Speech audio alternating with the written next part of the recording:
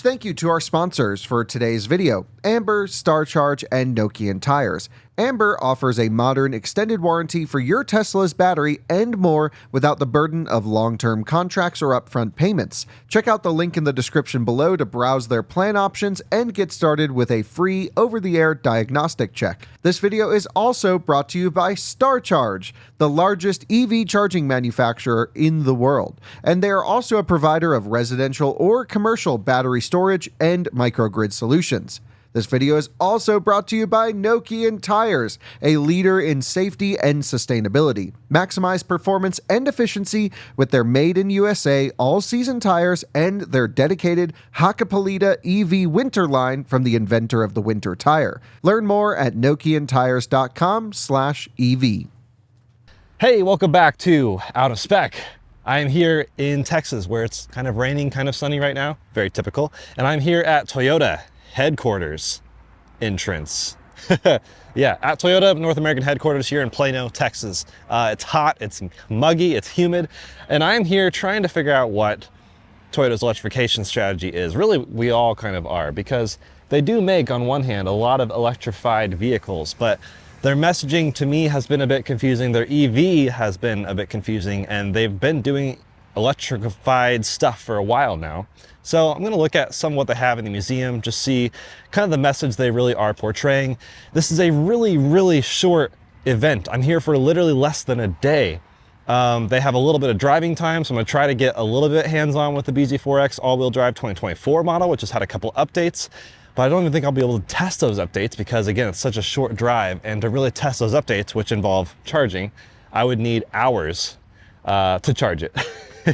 That hasn't fully changed. But yeah, some of this confusion, by the way, there's the bZ4X. Some of this confusion is like Toyota's saying at one point, they're like, you know, by 2030, we expect the market to plateau with 30% battery electric vehicles. I'm curious if you guys agree or disagree with that. I mean, that is a lot of vehicles. Right now, the electric market share is like maybe about 10%. So will it really triple by 2030, or will we see a plateau? A lot of people are saying, well, Norway, you know, has 90% or whatever it is, but that is a different country, different people. Will we really be able to talk that many people into converting to full electric? Obviously, for a lot of us, it's very easy. It's very doable, but it's less doable if your electric choice is from Toyota. So we're coming up on 30 years of Toyota's electrification. In fact, the Prius, that Prius, was unveiled in 1995, which is 29 years ago. It didn't go into production and into people's hands until 97, but still, they are clearly a leader in electrification, just not fully electric. And the Prius was so incredibly successful. Here's another really early Prius, of 2001 specifically. It was so successful that a lot of people thought Toyota would then take that success in hybridization, early electrification, and bring it to later vehicles. But their first electric was a RAV4. Not this RAV4. I wish. If they had made a soft top RAV4 electric two-door, I would own it, honestly. But this is their actual first electric car. 1999, 25 years ago, they had an EV. Here we are 25 years later, they still have an EV. This thing is sweet though. Kyle does have one or two of these. It did an impressive 95 miles of range at the time. It was nickel metal hydride batteries, so a little bit rough. There are videos of Kyle's RAV4 EV over on the Out of Spec Renew channel. Definitely check those out. It is a cool piece of history. Then there was also the later RAV4 EV, the third or second generation, I think the second generation maybe, that actually was a partnership with Tesla that had some of those powertrain components. That was actually a pretty cool EV as well, of course California only, and I thought it was really interesting. Then, of course, there's hydrogen stuff. I've done a video recently with hydrogen, seeing Toyota's hydrogen headquarters out in California. Again, it is just California. And they can't seem to tell me what they see as that future. I mean, they are pro-hydrogen, like, in California, but, like, clearly you can't really, like this one here, I guess there is a hydrogen filling station here, probably because Toyota's headquarters are here. But it's not a car you can just drive anywhere. In fact, it's hilarious to see a Mirai every once in a while pop up in, like, the Midwest somewhere. Like, there is an enthusiast crowd that seems to like them for sure, but it's a good car. It's genuinely a good car, and it's so cheap. Buying one on the used market, you can buy it for like 12 grand. It's like originally like 70,000 borderline Lexus fancy car. It drives great. Honestly, it's a good car. It's surprisingly limited by the hydrogen powertrain. What we really all want is this. I mean, yeah, or this, or all of those. This museum is actually super cool. If you are in Plano, Texas, and you want to check out Toyota's museum, come on, check out the headquarters. Really beautiful grounds, really interesting history. I mean, they've done a lot as a company, clearly.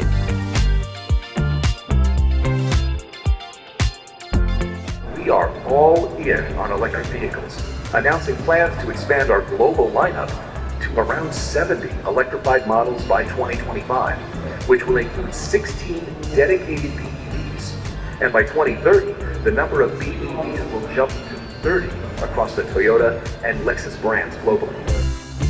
So yes, some signage that they even have in their museum hasn't aged super well. When I was here 2 years ago, Toyota was like, you know, we're gonna have 70 electrified vehicles by 2025. 16 of those will be battery electric. It is now the middle of 2024, and they have two EVs if you include Lexus and Toyota. So I guess they are sort of on that trajectory. Of course, they do have a lot of hybrids and plug-in hybrids, and of course the Mirai. So they do have 20 something, maybe even 30 something electrified vehicles, but they said they'd have 70. So we have a few months left. We'll see if they can pull anything else out of their hat. They did recently announce 1 or 2 3-row battery electrics, which may also be one from Toyota, one from Lexus. And that would be cool. A lot of people clearly want that. We recently did Race to Vegas over on our Out of Spec Motoring channel, showing the capabilities of the current 3-row SUVs, which are really only Kia, Tesla, Mercedes, and Rivian. So it would be cool to see Toyota jump into that, because they do have a lot of 3-row vehicles, and they're pretty nice. Lexus and Toyota 3-row vehicles are awesome, but their EV is just so compromised.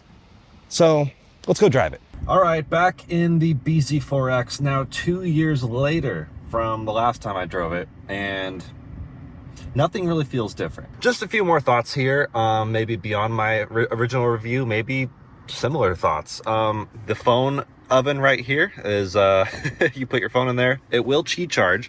Nothing's actually like very rubbery, so your phone will just slide around. The USB port for CarPlay is in here. There's no way to feed the cable outside of there.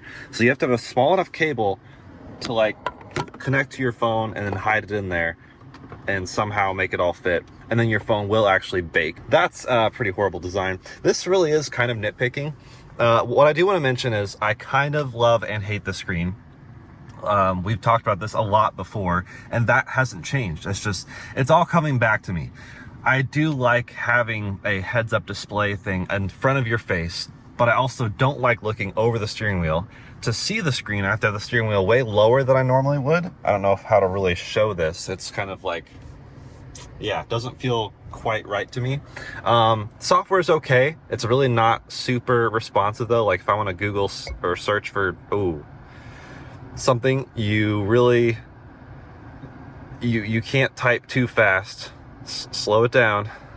And if I wanted to go to, say, Fort Collins, right there we are. Come on, there we go. And yes, as per originally, no route planning. So this car will not tell you where to stop and charge. Now you might be able to do that with CarPlay. It's actually a nice rendition of CarPlay when that is plugged in, which I might be able to show you, which will probably interrupt filming. There we go. Really nice version of CarPlay. It's looking very good. Correct resolution for the screen size. Looks fantastic. Relatively smooth, but not to make me happy enough. Sound system's actually quite good. I would be totally thrilled with the sound system. Heated ventilated seats, heated steering wheel. You've got things in here you like. What is weird to me is the having volume buttons, which are not very intuitive, and then the knob is not the actual volume, that's the shifter. I wish those were reversed, I guess. Of course, you do have volume on the steering wheel here, a lot of steering wheel controls. Not much piano black on the steering wheel, which is nice, but everything else is piano black, so that it'll look nice right now, but after the day of people driving, it'll look kind of terrible, I think. We'll see. But all right, storage down here. The seats actually feel pretty great to me. Up on the display, we are reminded one of the weaknesses of this car. 205 miles predicted at 100% state charge. That is really quite bad. But I am the first one in this car, so I'm resetting the trip. We're going to see how well it goes. This has what seems to be the new software update, so it does tell you state of charge now. Before it didn't. You had to guess before. So I'm glad it shows you state of charge, but this just doesn't seem very, very great. So we'll go drive it. We'll go see how it is. I don't think there's any actual EV experts here, which might not surprise you guys.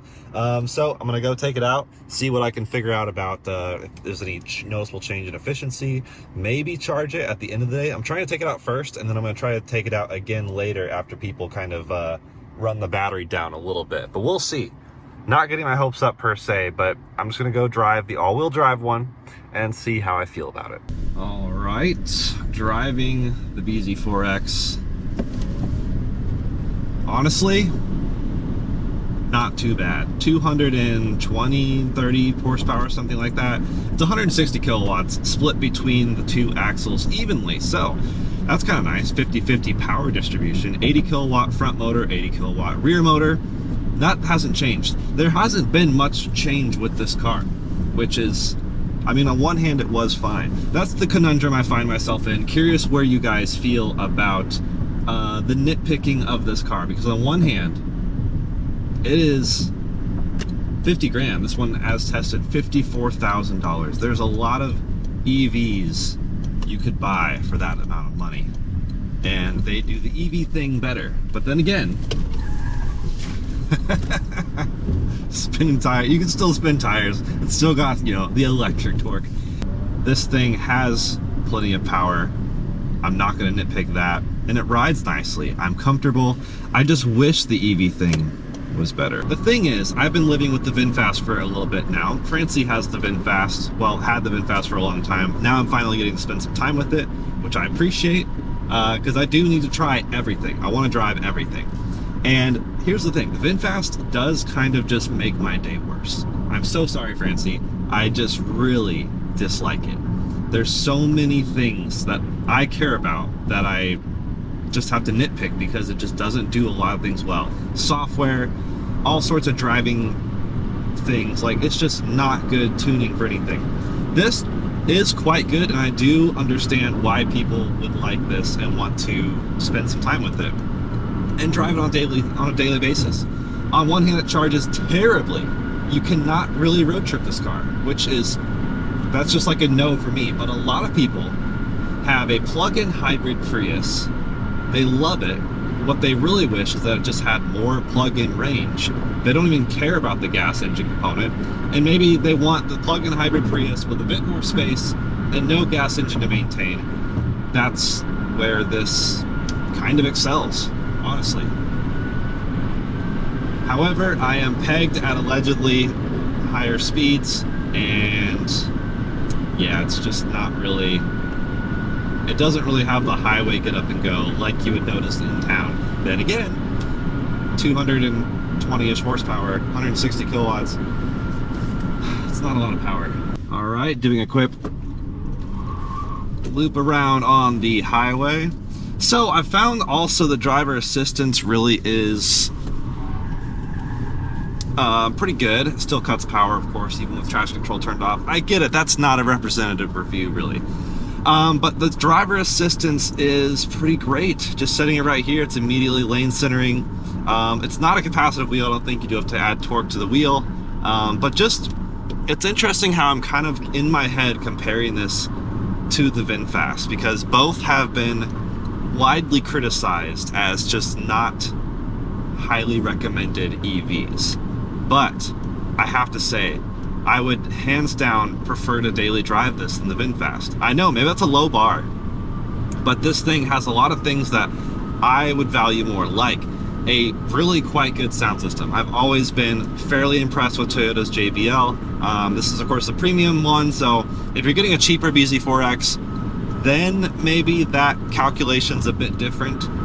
But really, I don't know, if you have a good lease deal on the premium, like limited version like this, and you need the all-wheel drive, and you need, like I said, on one hand, this doesn't have good range, but on the other hand, it has 4 times the range of the Prius plug-in hybrid. This is not a car I would complain about driving.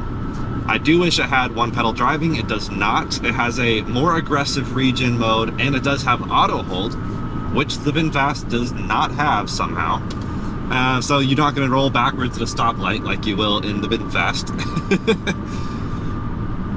And this even has X mode, which is really fantastic all-wheel drive control. I mean, Kyle's done videos with this off-road, sort of, you know, light trail, but like in Colorado, like this would be fine. The component that Subaru really brought to this was the really good X mode all-wheel drive system. Great, good on them. It's got good cameras, VinFast doesn't have that. It's got good software, VinFast doesn't have that. There's just a lot of things this does right as a car, but in the scheme of EVs, it's just still hard to find a place for this, given the landscape. There's so many other cars that do things better. But if you like Toyota, I guess you can like this.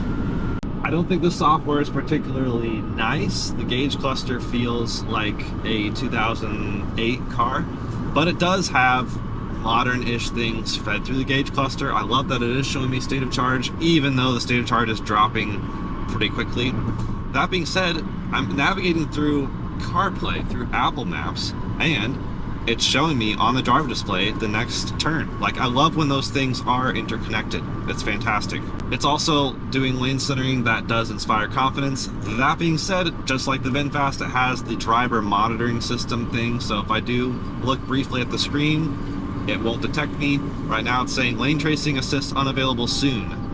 I wish that would just say touch the wheel, which you actually have to rotate the wheel. Not as hard as a Tesla. I still have issues with how hard you have to torque the wheel in a Tesla for to know that you're still there. At least this is very nice, light, delicate torque. And while the steering wheel is technically okay, I think it's extremely ugly. This whole thing just feels ugly to me. I'd rather have a more conventional situation, or just, I don't know. I'm even at that point where I'm finally fine with the Tesla screen just being in the middle. But I do like how the VinFast, to that point, actually lets you have a heads-up display as well. That's a kind of good combination, I think. But I'm curious what you guys think of this iteration. No heads-up display. Instead, you have a sort of gauge cluster that's in the heads-up display location, more or less. Curious what you guys think. So, wrapping up a first initial drive of the all-wheel drive bZ4X, I am honestly fine with it. If this was handed to me as like a rental car, or if this was a daily driver at home with home charging, it's doable. It really is. And I was using the front-wheel drive one last time I was here, testing that out. Honestly, more or less the same experience. If you don't need the all-wheel drive capabilities, which not that many people do, if you get proper snow tires, just throw some Nokians on that thing and you're fine. So I don't really think most people need all-wheel drive. So with the front-wheel drive, you'll have actually slightly better charging, and it's a bit cheaper. I think you can still get the limited, so all the nicer things, and it's a fine car. But again, you really have to have home charging. And this whole mass adoption of EVs, which of course Toyota's not really on that bandwagon, but in the grand scheme of trying to get people into EVs, the ones who don't have home charging can still survive with some of the other EVs where it's just a nice quick DC fast charging stop maybe once a week. But with this thing, with the low range and the horrible DC fast charging, not really ideal. Technically, there are still people who are happy with their bZ4X and are okay with like a 40-minute charging time. I wouldn't really be. I'd rather just get in and out. But for some people, you are grocery shopping maybe once a week. You happen to be DC fast chargers at the grocery stop. Like, there are a niche amount of people who are okay with this, and there are owners of bZ4X who are happy. I've been reading the forums. I see you guys on the forums of the BZ forums. There's bZ4X, Solterra, and RZ owners that do like their cars. And I think that's valid. They are actually good cars. It's hard though, because I guess some people really do have the brand loyalty, and I do think Toyota's a good brand. I like the company. They have a lot of manual cars, more than most other companies do. They make cars I really enjoy, but it's not so much the electrified component. The fact that this is more than any Model Y, and also more than the Kia, Hyundai, Volkswagen ID4. I mean, just It seems to be priced above the competition and then is worse than the competition in most every measurable metric. It is slower to 60, doesn't have as much power, doesn't have the charging capabilities, doesn't have the range. So like, why are you buying this? There might be great lease deals. We've seen those. I mean, that's why we have a VinFast, is it was such a cheap car. So on one hand, it's a car. I always have to have that frame of mind. Like, for someone, this is the right car. Francie really does enjoy the VinFast, and she's not lying. We just look for different things. But this still has the power to get off the line if you need it. And yeah, wrapping up my really quick first drive of the all-wheel drive bZ4X, just seeing if it's really any better since it has had updates. But here I am pulling into the parking lot, still no one-pedal driving. It is slowing down. I do have the higher region mode on, but for reference, I just drove 17 miles and used 9% of the battery. So that's not great. That's less than 200 miles real-world range. And that's like a mix of city and highway, and of course I was mobbing on it a little bit, but it's not a big battery. So still getting better efficiency than the VinFast. So, quick synopsis that hasn't really changed since the last time I drove this. It drives fine. It's a fine car. It's just so compromised in the electrified, the EV components. I tried to ask some questions. They really have no real hardcore subject matter expert on this car here. So I'm hoping we can actually do like a podcast or something with them, or a future video on this channel of maybe me and Kyle talking to some engineers, trying to understand more of the limitations. But here's what I have gleaned. Well, there's no route planning, and their official response from that is, unfortunately, we're still trying to figure that out. So good luck road tripping this thing. You can do, instead of 2 DC fast chargers per day, they have upped it to 3, which I know is not a huge number. But granted, they're saying most people don't use more than 3 a day if you're road tripping. That was their official response as well. They're like, well, we think that's enough for most people when they do on a road trip. It is still, mind you, 3 slow DC fast charging sessions. So maybe that is true. Maybe you don't want to, if an hour is your stop, I mean, maybe not a full hour, but if 45 minutes is your stop, do you really want to do more than 3 DC fast chargings a day? That being said, you're only doing 150 miles between charges. So they're basically saying people are probably not going to do more than 500 or 600 miles in a day. Ironically, they are here in the Midwest, where a normal road trip is like 15 hours. So I don't know. It seems a bit, it's a bit funny to me. On the other side with Lexus, the RZ, I'm guessing that has the same updates. I do want to test one of those again soon, but mind you, when you lease or buy a Lexus RZ, you get 30 days of free car rental to take your road trips. That's like Lexus's actual approach. And that was what they're saying their customers like. Lexus officially is saying earlier in another presentation that Lexus owners want a luxury experience, and luxury experience to people is not DC fast charging, it is charging at home. So in Lexus's mind, the RZ being a luxurious car, your luxury experience comes from charging at home, driving around town, and then renting an ICE or hybrid vehicle for your actual road trips. You get 30 days, but mind you, that's over the life of the car. So if you have the car for a few years, that's a limited amount of time you could rent something. Granted, you could just rent something else anyways. But if it was just a better EV, which by the way, I think these are nice to drive and they are comfortable, especially the Lexus. If they were better at road tripping, I think a lot of people would be interested. And talk about a way to not get people into learning how to road trip EVs by just telling them they can't. And I was like, why? Why is the limitation 3 DC fast charging stops per day? Their official response is that that's what the battery manufacturers are recommending. Basically, I mean, Toyota bottom line is a very conservative company, but the actual batteries are not Toyota made. They're from CATL, and I forget what the other one was, but the all-wheel drive and front-wheel drive have different batteries, different technologies, but across the board, even the front-wheel drive, which does charge better, still has not great range and not great charging. And they just said that's a limitation on the battery. I'm sure the battery could do more, but they are, again, so conservative that they try to make sure the battery will last forever. I think maybe part of that is because Toyota and Lexus vehicles are known for lasting a long time. And so maybe by having overly precautious measures on the battery, by not DC fast charging it much, is how to elongate the life of the battery. That's just what Toyota and or the battery, the companies that build the batteries are saying.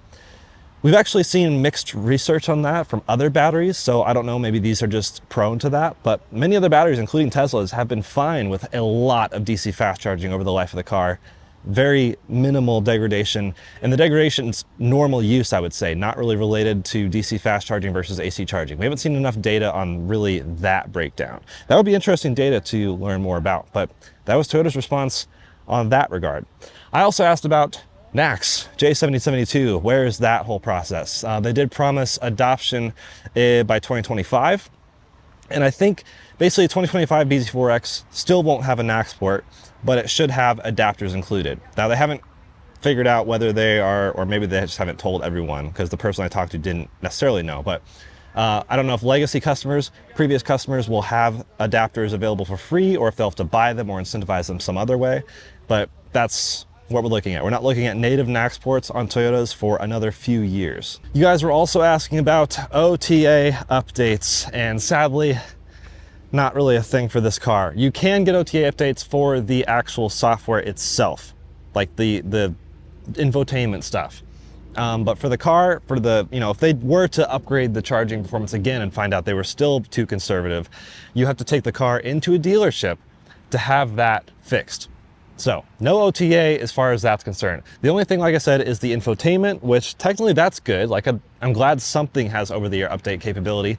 And maybe when they do figure out route planning, that will come as an OTA update to the infotainment. At the moment though, their official recommendation for route planning is use Apple Maps and find chargers that way, I guess.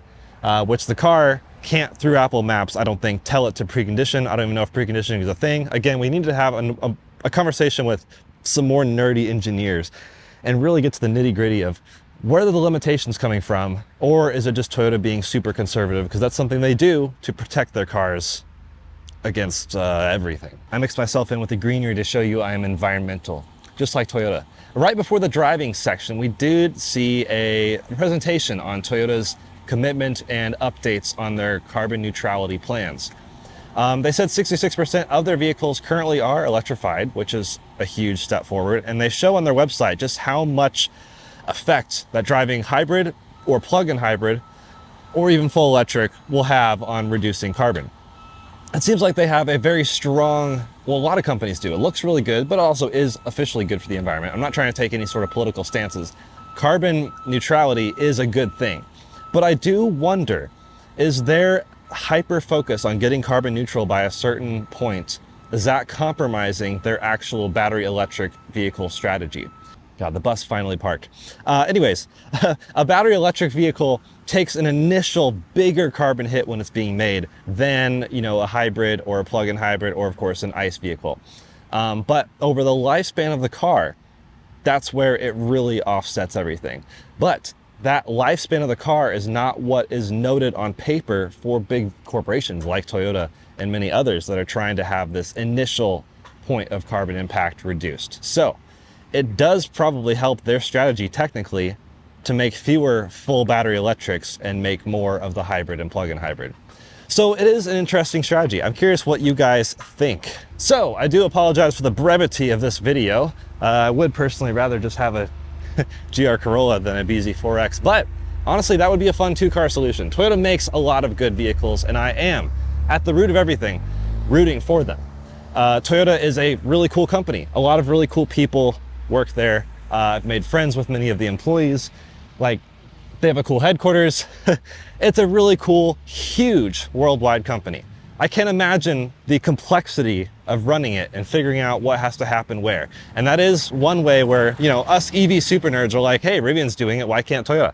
Rivian is smaller. It's just easier to implement changes across the board much quicker. Toyota has huge stakeholders, obviously huge production quantities and capabilities. They're building new plants for battery manufacturing. A lot of things I would like to go see, maybe tour, and just dive deeper into Toyota. I'm hoping, Toyota, if you're watching, we should probably set up some more things to make more transparency among your electrification strategy. We all see the headlines that you've put out in the world. Clearly the one from 2022 isn't seeming to be on schedule, but neither are a lot of manufacturers. Not to point every finger at Toyota. A lot of manufacturers have made claims and promises, and we're out here with not that many more EVs. There's still a lot of EVs, but my thoughts are so scattered, just like Toyota's electrification strategy. So I appreciate you guys being patient with me. But yeah, that's some more points on the bZ4X. I was hoping to do more, but again, this was such a fast event.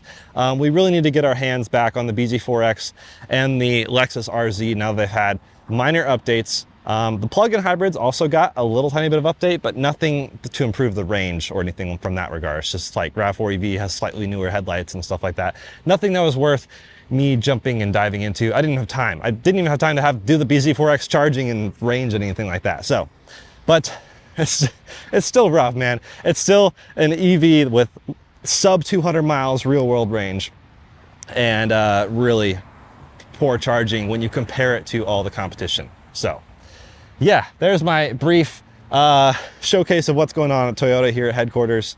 When I asked them their electrification strategy, they're like, here, why don't you go drive the Supra, man? You'll have fun with that. Oh, drive the GR Corolla. Like, they have some really cool vehicles, but man, no one here wanted to talk about battery electrics. So that's the thing. Anyways, thank you guys for watching. I'm gonna pack up, head back to Colorado.